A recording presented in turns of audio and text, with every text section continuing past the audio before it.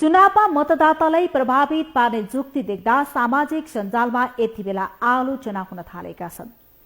सामाजिक सञ्जालको प्रभाव बढ्दै जाँदा यस्ता गतिविधिले ठाउँ पाउँदै आएका छन्। प्रभावित पार्न गोठमा पुगेर गाई दुहुने, भकारो सोर्ने, खेत खनजोत गर्ने, नाङ्लो जाँतोमा सघाइदिने खालका चटके माहौल यसपटकको संसदीय चुनावमा पनि दोहोरिन थालेको छ। आफूलाई भाइरल बनाएर मतदाताको ध्यान खिच्ने यो शैली भने नयाँ होइन। चुनावी मिति नजिकिँदै जाँदा ध्यान खिच्न एटेन्सन सिकरको यो शैलीले उम्मेद्वारलाई विवादास्पद बनाउने जोखिम रहन्छ। निर्वाचन आयोगले पनि यस्ता प्रचार शैली नगर्न सचेत गराउँदै आएको छ।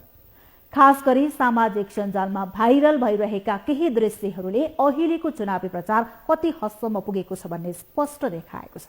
टेलिभिजन कार्यक्रम चलाउँदा अन्टसन्ट प्रश्न सोधिने भनेर आलोचित हुँदै आएका पत्रकार ऋषि धमला चुनावी मैदानमा सर्वाधिक चटक गर्नेको अग्रपंक्तिमा छन्। रौतहट 4 क्षेत्रबाट आम जनता पार्टीको प्रतिनिधित्व गर्दै उनी प्रतिनिधि सभा सदस्यका लागि उम्मेद्वार बनेका छन्। उम्मेदवारी दर्ता गरेसँगै उनी अहिले सक्रिय रूपमा प्रचार प्रसारमा जुटिरहेका छन्। सञ्चारकर्मीको रूपमा उनको स्पष्ट बोली र आक्रामक प्रस्तुति जनताले चासोका साथ हेर्ने गरे पनि अहिले भने उनको भोट माग्ने शैली सामाजिक सञ्जालमा चर्चाको विषय बनेको छ। धमलालाई विभिन्न अवतारमा देख्न सकिन्छ।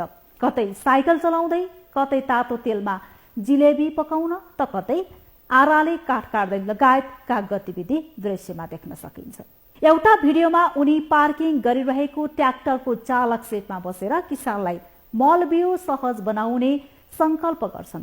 अर्को भिडियोमा उखुबारीमा पुगेर उनी बोक्छन्, हँसियाले उखु काट्छन्, कतै ज्येष्ठ नागरिकको आँसु पुछेको देखाउँछन्, आफू पनि भावुक हुन्छन् अनि यी र यस्ता अधिकांश दृश्य असहज लाग्छ।